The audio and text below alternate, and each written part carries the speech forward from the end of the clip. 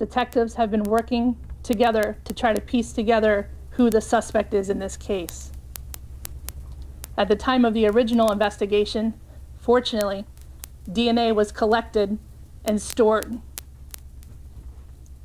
In 2015, a team of detectives led by Detective Karen Lofton and investigator Brenda Stevenson worked in collaboration with an FDLE analyst named Vicki Bellino. Because of the advancements in DNA technology, they were fortunate to develop a suspect in this case. This morning, detectives arrested Anthony J. Stokes. He's born 9/17/1961. He was 25 years old at the time of the crime in 1986. I want to just quickly acknowledge the original detectives in this case.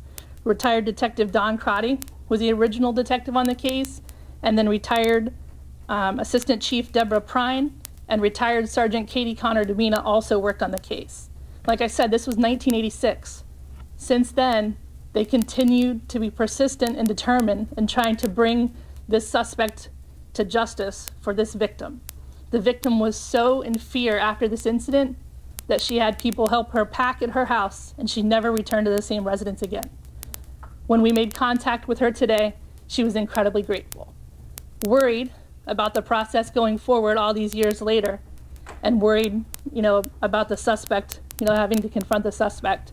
But we're so grateful for all the detectives that worked on it throughout the years, and especially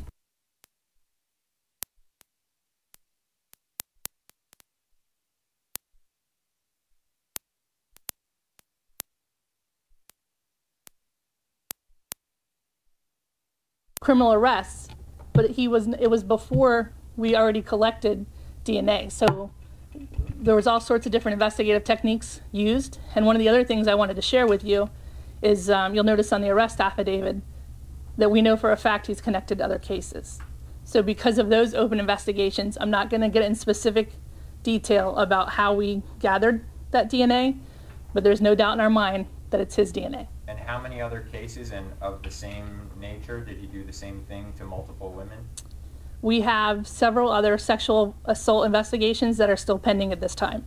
I know in a case like this, you never want to let it go, and it's clear that they did not let it go, but what prompted them to keep reopening it? Because I think they reopened it twice, right? Sure. So we've worked both with FDLE and our own Pinellas County lab over the years because the advancements in DNA have been so significant. So I think just hoping, reevaluating several of our cold cases throughout the years, we go through and look to see which ones we think we could make progress. Fortunately, the detectives recognized this is one that they thought that we would be able to make a difference.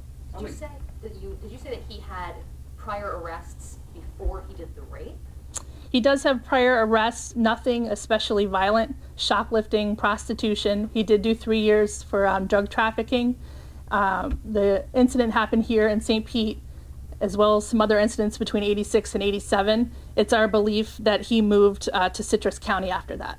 But his DNA was from a crime committed post-1986? The DNA from the victim in this case was from the 86 case. The DNA you matched to make him be the suspect? Yes. That DNA you gathered after 86? Yes. I know you can't say too much about how you got that, but did it require undercover operations? And I'm not going to go into that at this point. And you said she was relieved on the phone when you guys told her. What specifically was her reaction? What did she say?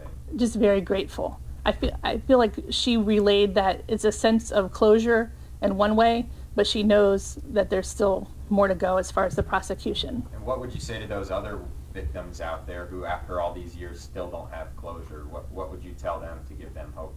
Just that we haven't forgotten, and that we constantly reassess, and the men and women that look at these cases are very passionate about finding justice, whether it's the next day or 32 years later. Speaking about not being forgotten, what about Mr. Stokes? What was his reaction? He probably thought he got away with it. He didn't come across as overly remorseful. I'll just leave it at that. Was he surprised, though, when you showed up and came to arrest him? I wasn't there when he was taken into custody, so I can't comment on that. Those other investigations, are they rape cases? They're sexual assault cases, yes. Rape? Yes. We can use that? Yes. Sure. Okay. About how many? I'm not going to say at this time. But they're here in just Do you know like what jurisdiction they are? Like, can you tell us that? We're of course going to work together with our other law enforcement partners, knowing that he moved out of the area. But we do have several cases here in St. Pete that we're going to examine and make sure if he's the suspect, that we work together with the state attorney's office to prosecute those as well. Isn't this truly a case where modern technology is helping you guys do your job so much easier to be able to match DNA than 86, even 96, or 2006? It is, and that's probably a more specific question for all of the DNA analysts, but we work so closely with them now on a daily basis, and they really help provide direction in our cases of whenever DNA is involved. What makes you think that he's connected to these other sexual assault cases? Again, I'm not going to get into specific detail about it, but we're confident that he's connected to some other cases. Just because we're looking back and trying to paint the picture of this initial crime, do you know how he forced his way into that house? I'm not going to comment on it this time.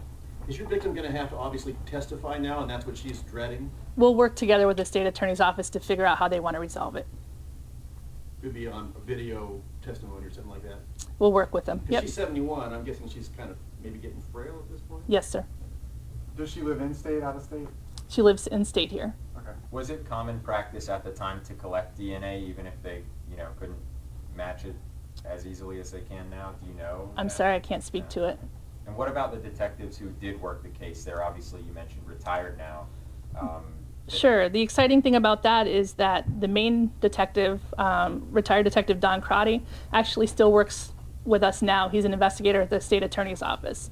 So him, Sergeant Katie Connor Davina, and retired Chief Debbie Prine have all been able to work with the detectives throughout the years as different advancements were made to bring the case to a closure. So they're pretty excited about the fact that a suspect's in custody as well.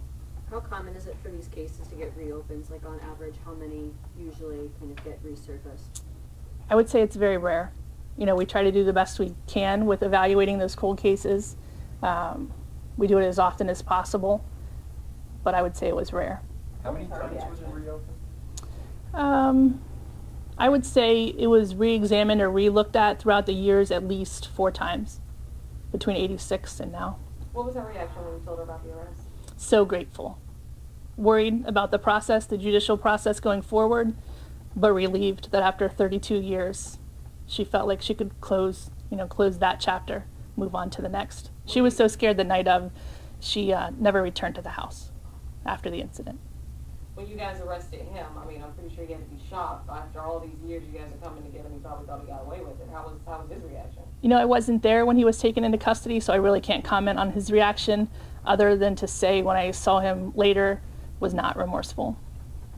How do you decide which cases you open versus don't reopen?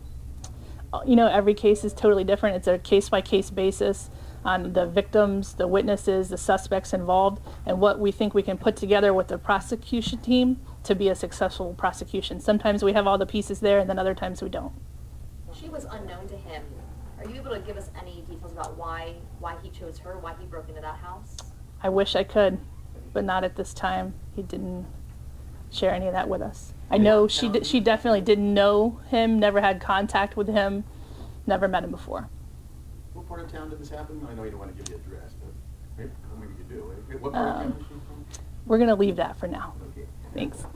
Do you hope this sends a message to those people who, may have committed this kind of crime and thinking they got away with it, and this is kind of like, oh, we will eventually catch you? Sure. Thank you so much for asking. I mentioned earlier, we know for a fact that there are some other cases that are related to this one. So if there is someone out there who thought it's been 32 years, no one cares, it's not true.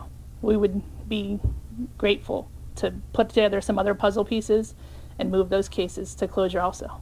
Is it hard to prosecute these kind of cases because it's so old? We worked together with the state attorney's office from 2015 forward when we started realizing that we were making advancements in this case, and I think it was so key to have them on board in the beginning. So yes, is it challenging? Of course, but working together with them ensures that when today comes that it's successful.